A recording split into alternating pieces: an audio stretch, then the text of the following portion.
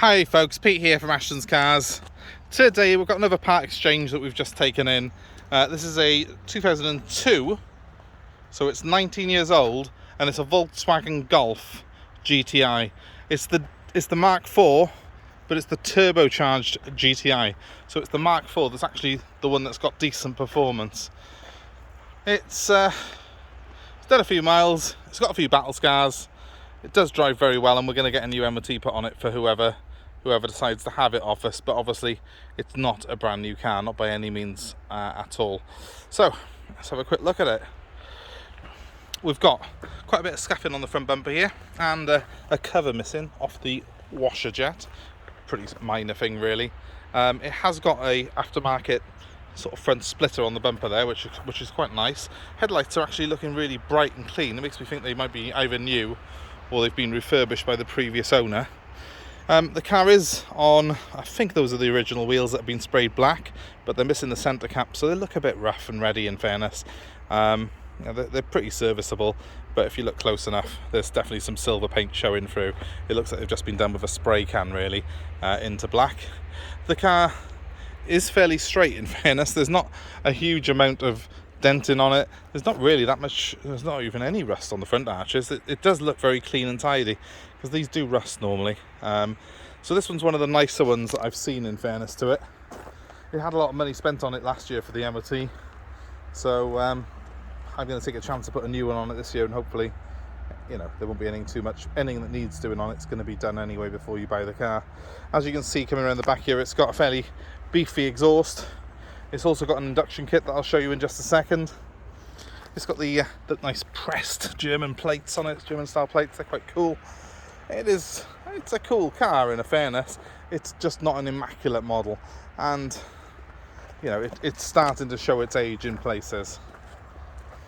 I think that's probably the worst of the wheels right there. You can see a little bit of scuffing where it's gone silver coming through. That's because originally the wheels would have been silver on this car.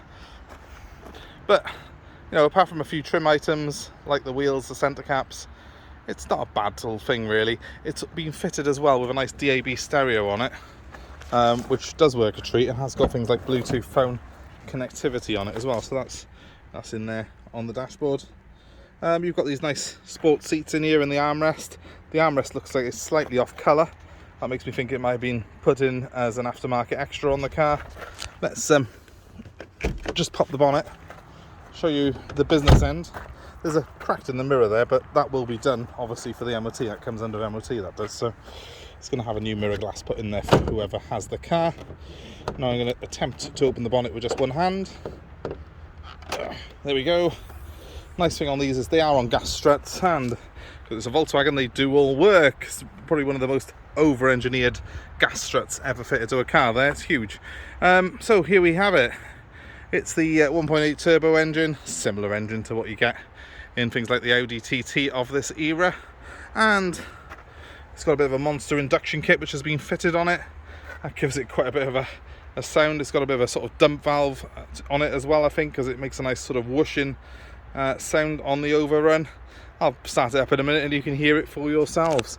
But it does seem to pull well, the gears select nice, the car does drive very good, and I'll get our guy to give it the once over when he MOTs it. So overall, it's mechanically a very sound car, despite a couple of grazes to the exterior of it. Let's just jump in behind the wheel, let's start her up.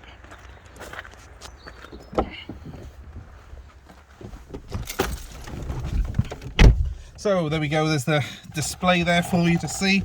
155,000 miles on this particular car. And there's the dashboard. It's typical Volkswagen Golf. I'm sure if many people have been in these. Back in 2003, 2004, I was working in a car supermarket, and this is the kind of car I would have been sort of literally trying to jump over the heads of other salesmen to have as my company car. It would have been one of the most desirable sort of vehicles on our fleet at the time. And yeah, I mean, I love these cars. Let's start her up.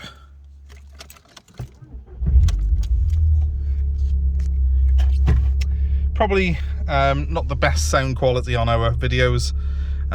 It's got quite a gruff sort of sound to it, this car. It's got that sports exhaust and induction kit on it. I'm going to give it a very quick rev now for you to hear.